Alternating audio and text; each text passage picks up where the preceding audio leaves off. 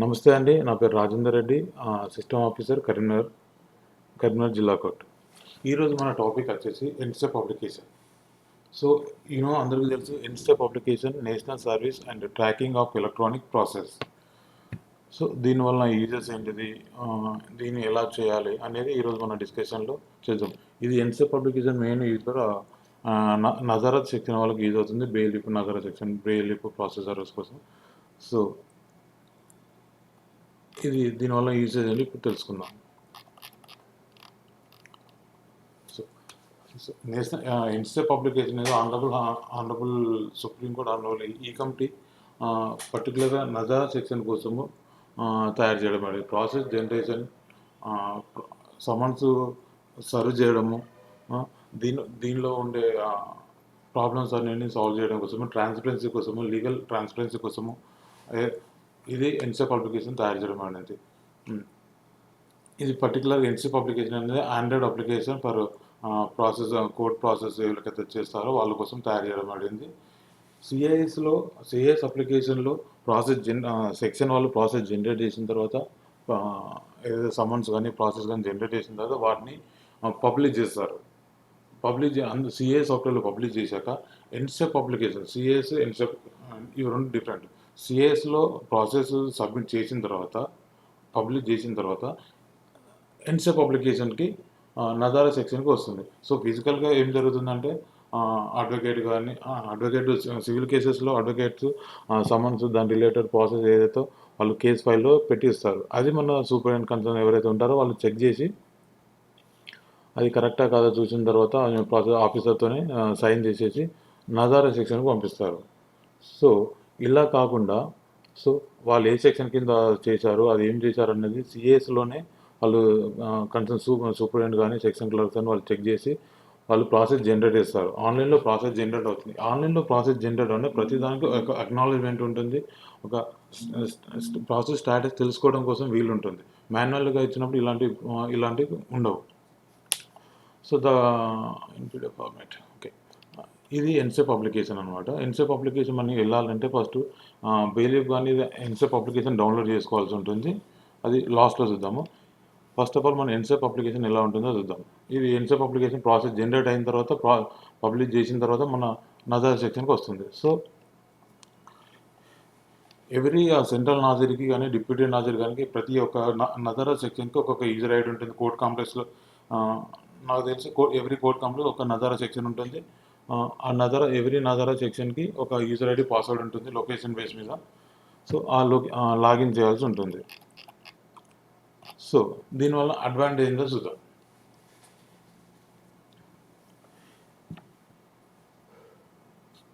By using this ENSTEP application, process admin Nazir can easily consume the data published by the respective courts and will flexibility allocate the process to concerned process servers.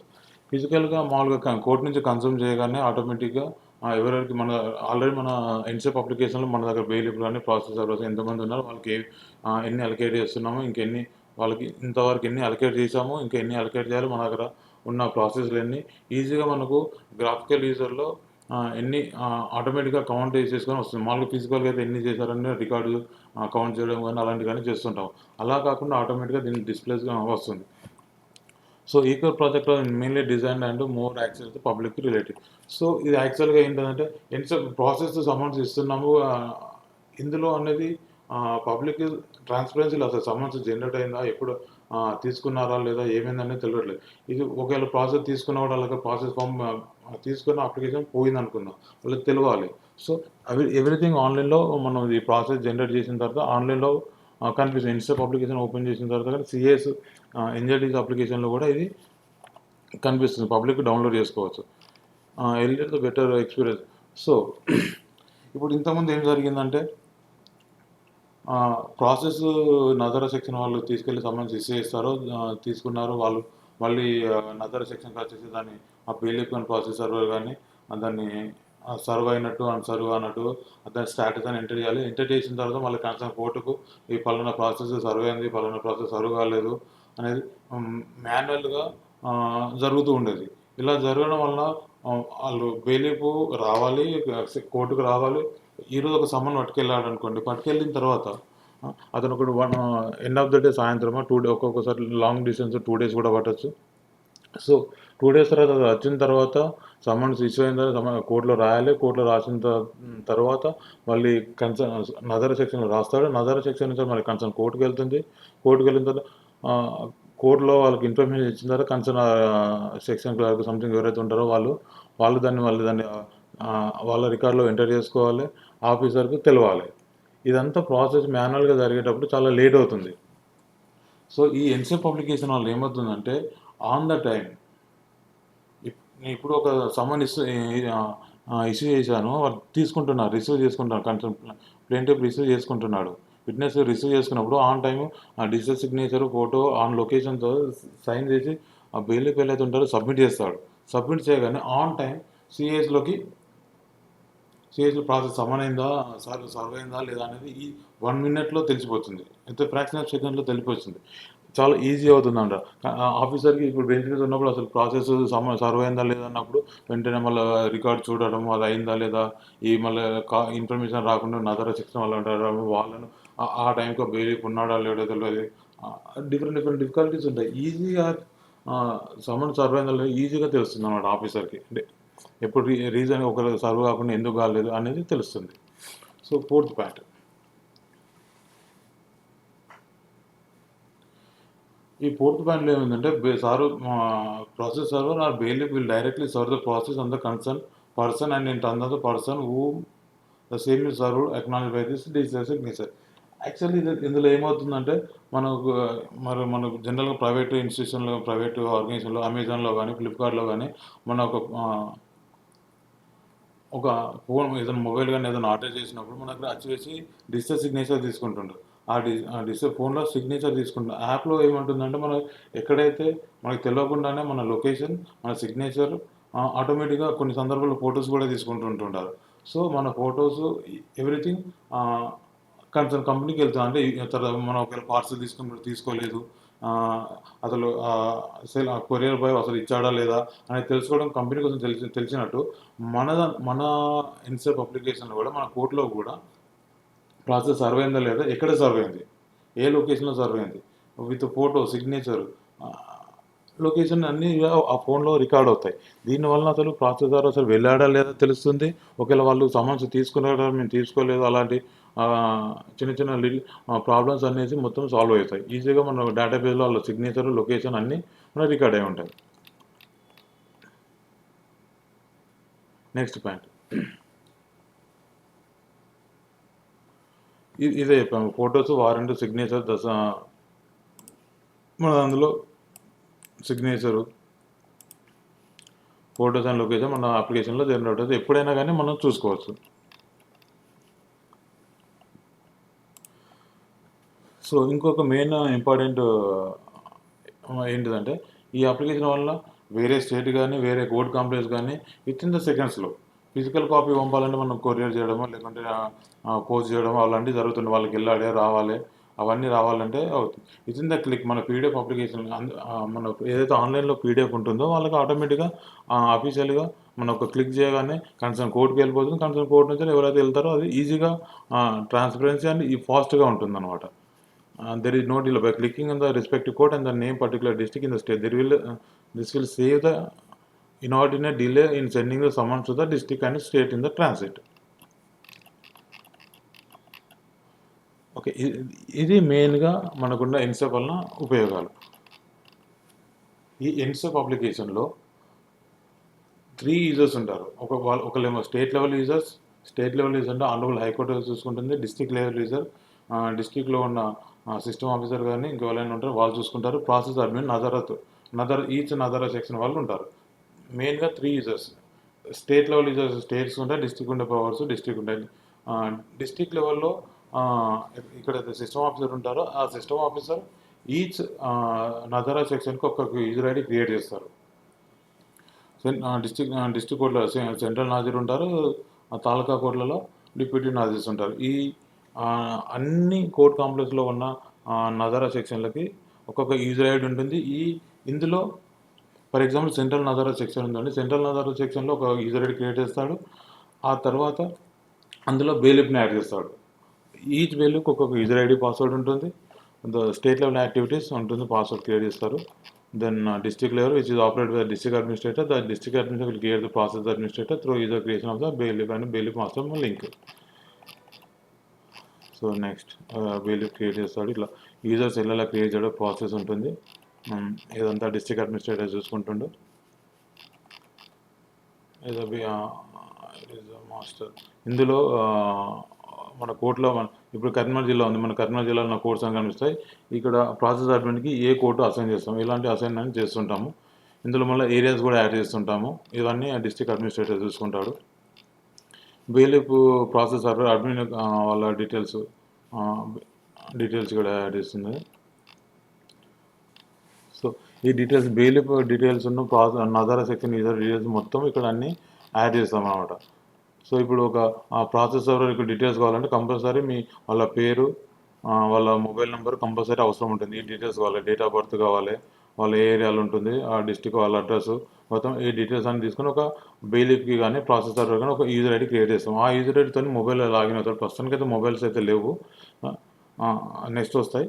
Then ఈ details బెయిలిఫ్కి ప్రాసెసర్కి ఒక user ID create అవుతుంది. So ఇప్పుడు మనము process admin login. Process admin ఇక్కడ అంటే ఎవరంటే నజారా సెక్షన్లో deputy central Nazir కానీ ఆ డిప్యూటీ నాజీర్ కానీ ఇక్కడ లాగిన్ అవుతాడు. వాళ్ళ యూజర్ ఐడి ఉంటుంది, వాళ్ళ యూజర్ ఐడితోనే లాగిన్ అవుతాడు. లాగిన్ అయిన తర్వాత ఇందులో ఇది ఉంటుంది. ఇది మనం లైవ్లో చూద్దాం ఇప్పుడు. సో ఎన్సేప్ మీ బ్రౌజర్ ఓపెన్ కంపల్సరీ నజారా సెక్షన్లో ఇంటర్నెట్ కానీ లేకుంటే మన ఆల్రెడీ కోడ్లో ఇంటర్నెట్ ఉంటుంది, అది కనెక్ట్ అవుతుంది. ఎన్సేప్ అప్లికేషన్కి encep.ecos.gov.in అనే వెబ్సైట్ ఓపెన్ చేయాలి. encep.ecos.gov.in ఇది ఓపెన్ చేసినప్పుడు ఇందులో యూజర్ నేమ్, పాస్వర్డ్ అడుగుతుంది. ఆల్రెడీ నేను ఒక నా డిప్యూటీ నాజర్ యూజర్ నేమ్ ఇచ్చాను, సబ్మిట్ చేస్తున్నాను. సో ఇందులో ఫస్ట్గా సెంట్రల్ నాజర్ పీడీజే కరీంనగర్ ఉంది. ఇక్కడ ఇది డాష్ బోర్డు. ఇందులో డిస్ట్రిక్ట్ కోడ్ కరీంనగర్. ఇక్కడ డిస్ట్రిక్ట్ కోడ్ కరీంనగర్లో 5 ఎస్టాబ్లిష్మెంట్లు ఉన్నాయి. ఈ ఎస్టాబ్లిష్మెంట్ నుంచి ఎన్నెన్ని వచ్చాయి, ఈ డాష్ బోర్డ్ డీటెయిల్స్, స్టేట్మెంట్ మొత్తం వస్తూ ఉంటుంది. పెండింగ్, ఇక్కడ పెండింగ్ ఎన్ని ఉన్నాయి, సర్వ్డ్ ఎన్ని ఉన్నాయి, ఇంతవరకు ఎన్ని సర్వ్ చేశారు, సర్వీస్ ఫెయిల్డ్, ఇలాంటి డీటెయిల్స్ ఆటోమేటిక్గా మనం మాన్యువల్గా అయితే కౌంట్ చేయాల్సి వస్తుంది, చూడాల్సి వస్తుంది. End of the statement prepare చేయాలి. ఇవన్నీ కాకుండా ఇది ప్రాపర్గా మెయింటైన్ చేస్తే ఈజీ ఆఫ్ స్టేట్మెంట్ ప్రిపేర్ చేసుకోవచ్చు. ఈజీగా అసలు మన దగ్గర ఎంత పెండెన్సీ ఉంది, మన వర్క్ అనేది ఎంత ఈజీ అవుతుంది అనేది ఒకసారి ఫస్ట్ చేసే ముందు కొంచెం ప్రాబ్లమ్స్ ఉండొచ్చేమో, దాన్ని చేస్తూ ఉంటే చాలా ఈజీ అవుతుంది. ఎండ్ ఆఫ్ ద డే వచ్చేసరికి ఫుల్ ట్రాన్స్పరెన్సీ అండ్ అకౌంటబిలిటీ అన్నీ కరెక్ట్గా వస్తాయి అన్నమాట. మనకు ఏదైతే కావాలో అన్నీ వస్తాయి. సో మీకు ఈజీగా ఏదైనా ఉంటే తెలుసుకోవచ్చు. కేజీ పీటీజీలో ఎన్ని ఉన్నాయి, ఉమెన్ కోర్టులో ఎన్ని ఉన్నాయి, ఏసీ కోర్టులో ఇట్లా అన్ని details end of the day central నాజర్కి మన దగ్గర అసలు ఎన్ని ప్రాసెస్లు ఉన్నాయి, ఎన్ని ప్రాసెస్ వెళ్ళాల్సింది ఈజీగా వాళ్ళని అడగకుండానే ఈజీగా తెలిసిపోతుంది. ఆన్ టైం తెలిసిపోతుంది. సో ఇందులో మెయిన్ ఆప్షన్స్ ఇక్కడ లెఫ్ట్ సైడ్ ప్యానల్ ఉంది. లెఫ్ట్ సైడ్ ప్యానల్లో మెనూస్ ఉన్నాయి. ఇది డాష్ బోర్డ్ ఉంటుంది. దెన్ ఇక్కడ లాగౌట్ కావాలంటే సెట్టింగ్స్, ఇక్కడ యూజర్ నుంచి లాగౌట్ చేయాలంటే లాగౌట్ చేసుకోవాలి. ఇది మెయిన్ ఉండేది. ఫస్ట్ యూజర్ మేనేజ్మెంట్ చూద్దాము. Change password. మేము డిస్ట్రిక్ట్ కోడ్ వాళ్ళు యూజర్ నేమ్ పాస్వర్డ్ ఇస్తారు. You know need to change the password. If case change చేయాలనుకుంటే ఇక్కడ చేంజ్ చేసుకోవచ్చు. సో మెయిన్గా వచ్చేసి ప్రాసెస్ మేనేజ్మెంట్. ఇందులో ప్రాసెస్ మేనేజ్మెంట్లో consume data, process allocation, process deallocation, bailiff process transfer, process delivery, process status, consume data, previous year 1, 2, 3, 4, 5, 6, 7 ఈ 8 menus ఉన్నాయి. ఈ మెనూస్ గురించి మనం తెలుసుకుందాం. ఇది మెయిన్గా కన్జ్యూమ్ డేటా గురించి తెలుసుకుందాం. సో ఈ కన్జ్యూమ్ డేటాలో జిల్లా కోడ్లో ఇందులో ఎట్లా ఉంటుందంటే ఈచ్ ఎస్టాబ్లిష్మెంట్ జిల్లా కోడ్ కరీంనగర్లో 5 ఎస్టాబ్లిష్మెంట్లు ఉన్నాయి. డిస్ట్రిక్ట్ కోడ్ కరీంనగర్లో డిస్ట్రిక్ట్ కోడ్ కరీంనగర్ ఈ ఎస్టాబ్లిష్మెంట్లో 6 కోర్స్ ఉంటాయి. ఇట్లా జేసీజీలో ఒక 5 కోర్స్ ఉంటాయి, సబ్ కోడ్లో 2 కోర్స్ ఉంటాయి. ఇలా అన్ని కోర్సు ఈచ్గా అంటే కేటగిరీ వైజ్ చేసేసి ఎస్టాబ్లిష్మెంట్ క్రియేట్ చేశారు. పర్టికులర్ మీ ఏ ఎస్టాబ్లిష్మెంట్ అండి, ఏ కోడ్ నుంచి మీకు రావాలి డేటాని కన్జ్యూమ్ చేసుకుంటారు. ఇక్కడ కన్జ్యూమ్ అంటే అక్కడున్న పలానా డిస్ట్రిక్ట్ కోర్స్ నుంచి మనకు రికార్డ్స్ అన్నీ రావాలి. రికార్డ్స్ అన్నీ రావాలన్నప్పుడు ఫస్ట్ ఆఫ్ ఆల్ ఏ కోడ్ నుంచి రావాలి రికార్డ్స్. ఆ కోడ్స్ నుంచి ఆ ఎస్టాబ్లిష్మెంట్ సెలెక్ట్ చేసుకోవడము. లేదంటే అన్ని ఎస్టాబ్లిష్మెంట్ సెలెక్ట్ చేసుకుంటే ఆల్ క్లిక్ చేసుకోవాలి. లేదు అంటే ఏదైనా పర్టికులర్ ఒక ఎస్టాబ్లిష్మెంట్ కావాలంటే అట్లా క్లిక్ చేసుకోవాలి. జేసీసీ కోర్స్ కరీంనగర్ నుంచి నేను ఏదైతే ప్రాసెస్ ఉన్నాయో సామాన్స్ ఏదైతే ఉన్నాయో మనం ఇప్పుడు కన్జ్యూమ్ చేసుకుందాం. ఇక్కడ పుల్ అని ఉంది. కన్జ్యూమ్ అనేది ఆ కోడ్ సిఎస్ వాళ్ళు ప్రాసెస్ జనరేట్ చేసిన తర్వాత వాళ్ళు మనకు పంపించే రికార్డ్స్ అన్ని ఆటోమేటిక్గా రావాలి అంటే వన్స్ మన మార్నింగ్ మనకు ఆఫీస్ వచ్చాక ఫస్ట్ ఇది పుల్ చేసుకోవాలి. So junior civil code Karimnagar pull successfully అంటే జేసీసీ కోర్స్ నుంచి మనకు వచ్చిన సమన్స్ ఏదైతే చేశారో అవన్నీ రికార్డ్స్ అనేసి మనకు వస్తాయి. సో కన్జ్యూమ్ డేటా అనేలో కన్సర్న్ కోడ్ నుంచి వెళ్ళి రికార్డ్స్ మనకు రావాలంటే కన్జ్యూమ్ డేటా చేసుకోవాలి. Next process allocation.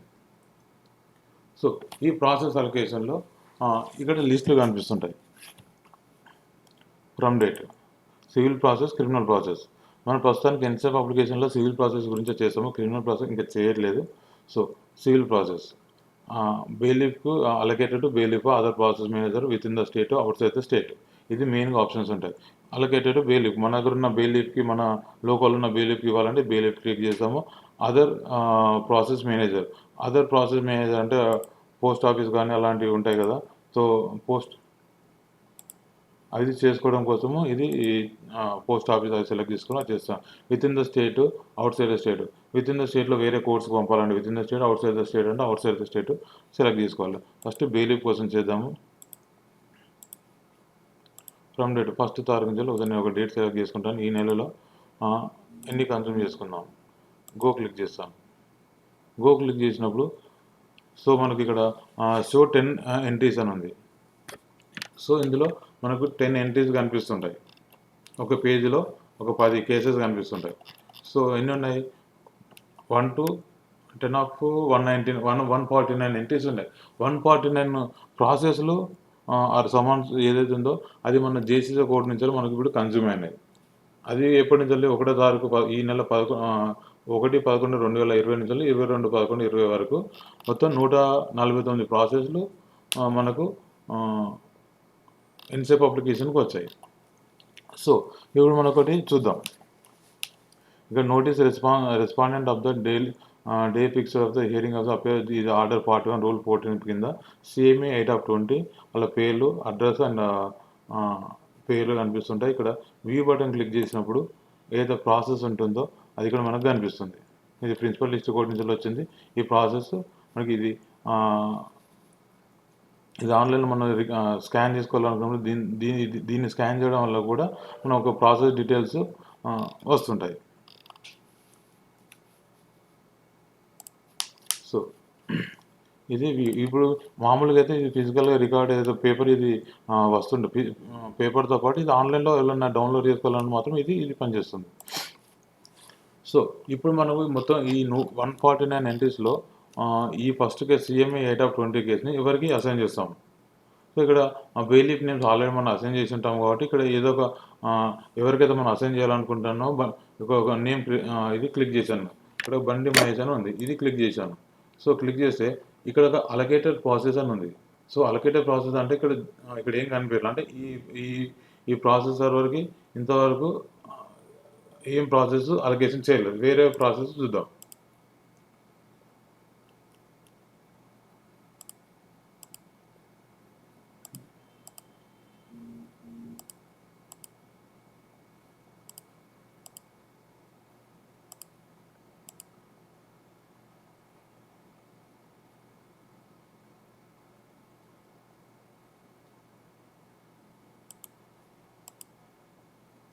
సో ఒకవేళ ఈ శ్రీనివాస్ అని అతనికి ఎన్న ప్రాసెస్ ఆల్రెడీ అసైన్ చేసి ఉంటే ఇక్కడ పక్క నెంబర్స్ కూడా కనిపిస్తుంటాయి. ఒకటి చేద్దాం అప్పుడు ఈ కేసుని CMA 8/20ని ఇతనికి ట్యాగ్ చేద్దాం. సో ఈ పత్తిని శ్రీనివాస్ అని అతనికి CMA 8/20ని అలొకేట్ చేస్తూ లాస్ట్లో ఫైనల్గా మనం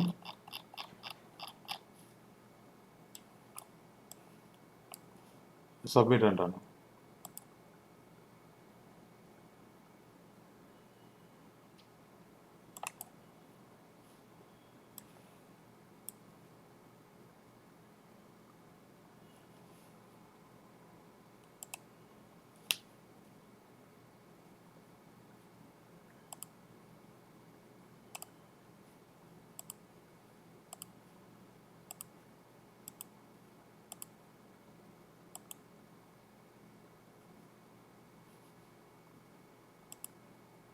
చూడండి ఇక్కడ మహేష్కి 0 ప్రాసెస్ ఉన్నాయి. ఒక ప్రాసెస్ ఏజ్ 36/20 సెలెక్ట్ చేశాను. లాస్ట్లో సబ్మిట్ బటన్ ప్రెస్ చేస్తాను. సో అడిషన్ సక్సెస్ఫుల్ అని వచ్చింది.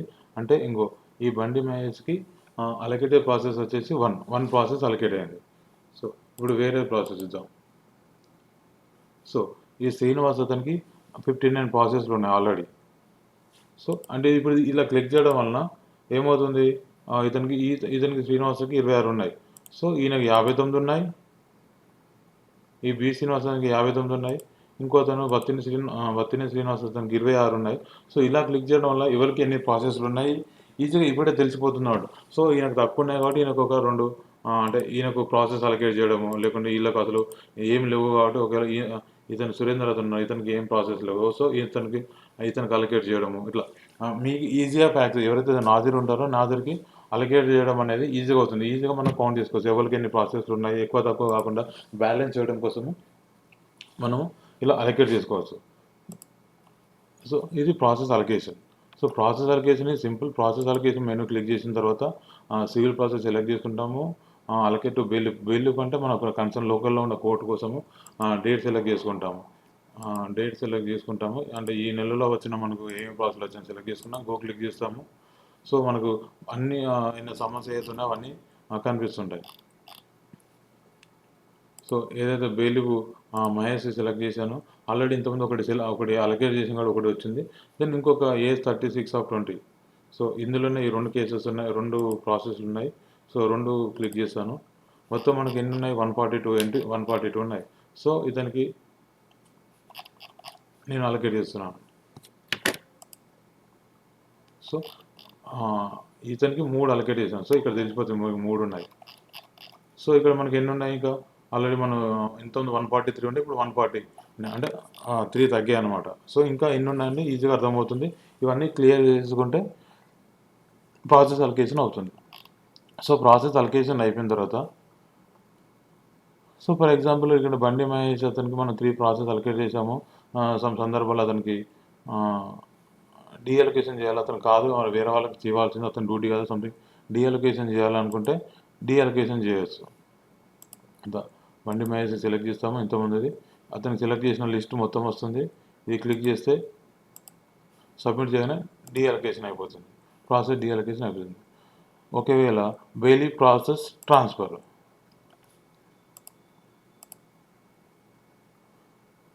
సో ఎనీ రీజన్ అతను వెళ్ళలేకపోవడాలు, లేకుంటే ఒక వ్యక్తి నుంచి ఇంకొక ప్రాసెస్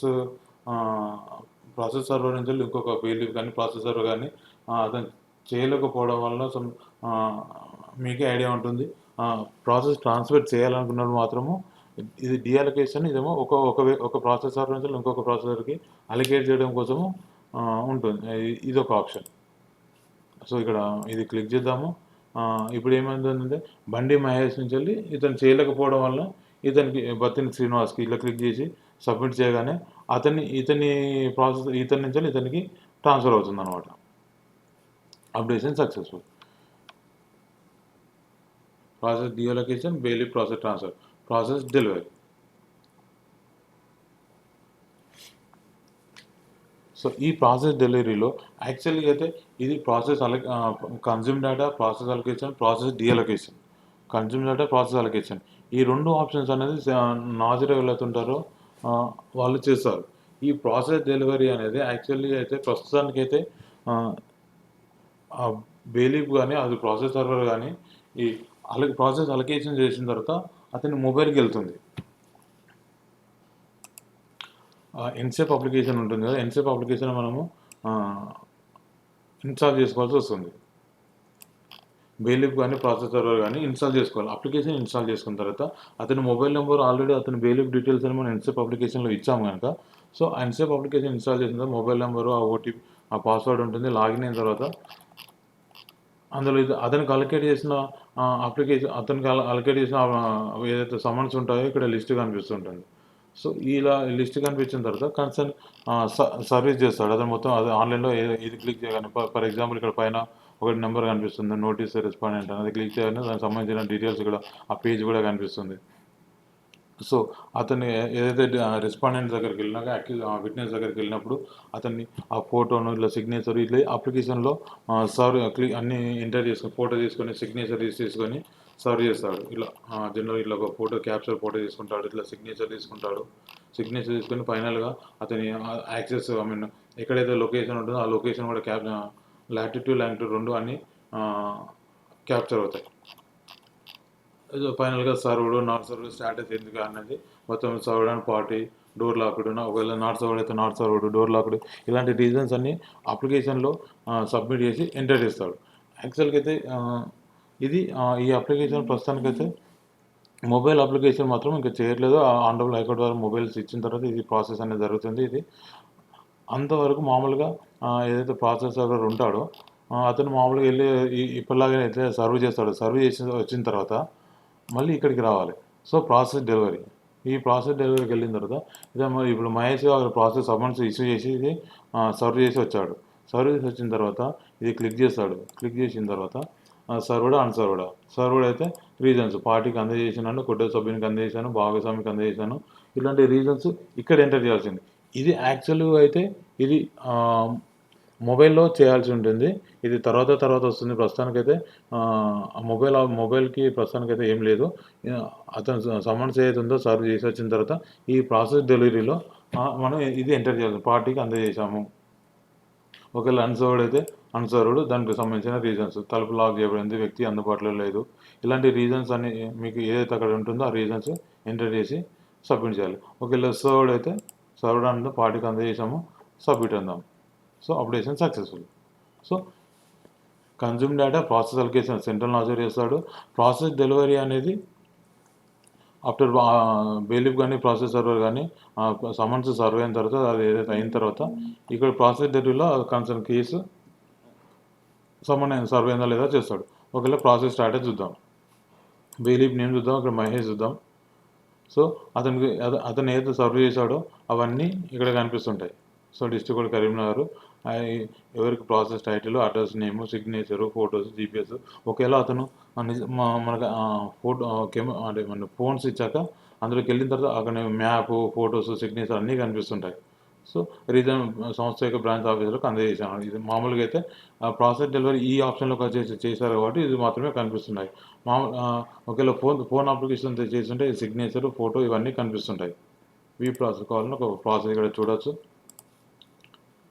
ఒకవేళ ఇమేజ్ ఉన్నట్టు ఇట్లా క్లిక్ చేసినా అక్కడ ఇమేజ్ కనిపించు, అంటే అలా ఎవరికైతే చేశారో అవన్నీ డిజిటల్ రూపంలో అన్నీ ఇక్కడ రికార్డ్ అయి ఉంటాయి.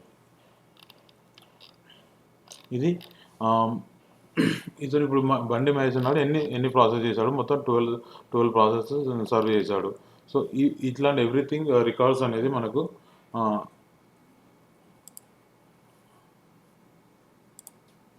ఇందులో కనిపిస్తుంది. సో ఇది డిస్ట్రిక్ట్ కోర్టు సెంట్రల్ నాజర్ యొక్క మొత్తం దాని డాష్ బోర్డ్ ఇది. సో ఈజీగా మనకు తెలవడం కోసము ఇలా చేస్తాము. కన్జ్యూమ్ డేటా, ప్రాసెస్ అలొకేషన్ రెండు సెంట్రల్ నాజర్ తీసుకుంటాడు. ఆఫ్టర్ దట్ ప్రాసెస్ అయిపోయిన తర్వాత, సమన్స్ రిసీవ్ అయిన తర్వాత, లేకుంటే అందజేసిన తర్వాత ప్రాసెస్ డెలివరీకి వచ్చేసి ఇది మాత్రం ఎంటర్ చేయాలి. ఇది సబ్మిట్ చేసిన తర్వాత సిఏఎస్ అప్లికేషన్లో వాళ్ళకి ఆటోమేటిక్గా మీరు ఏం చేయని అవసరం, ఆటోమేటిక్గా సిఎస్ అప్లికేషన్లో ప్రాసెస్ సర్వ్ అయిందా లేదా అనేది వాళ్ళకి తెలిసిపోతుంది, వాళ్ళకి స్టేటస్ ఇస్తే తెలిసిపోతుంది. ఇది మీరు కంపల్సరీగా ఇది చేయాల్సి వస్తుంది. ఇప్పుడు ఇది కంపల్సరీగా మీరు చేయాలి.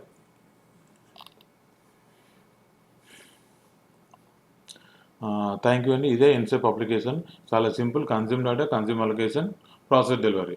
ఏదైనా ఎప్పుడైనా మిస్టేక్స్ అయినా జరిగింటే వేరే వాళ్ళకి చేసిన process deallocation, process bailiff process transfer, ఇది మాత్రం చేసుకోవచ్చు. కన్జ్యూమ్ డేటా ప్రీవియస్ ఇయర్, ఒకవేళ ఈ ఇయర్ డేటా కాకుండా లాస్ట్ ఇయర్ డేటా కన్జ్యూమ్ చేసుకోవాలన్నప్పుడు ఇది సెలెక్ట్ చేసుకొని కన్జ్యూమ్ చేసుకుంటాము. ఆఫ్టర్ మీ మొత్తం అయిపోయిన తర్వాత మీ ఏదైతే వర్క్ అయిపోతుందో దీని నుంచి వెళ్ళి జస్ట్ క్లిక్ చేసి లాగౌట్ చేసి ఈ రెడ్ బటన్ క్లిక్ చేస్తారు కదా, ఈ బటన్ క్లిక్ చేస్తారు, లాగౌట్ చేస్తారు, అప్లికేషన్ క్లోజ్ అవుతుంది. థ్యాంక్ యూ అండి.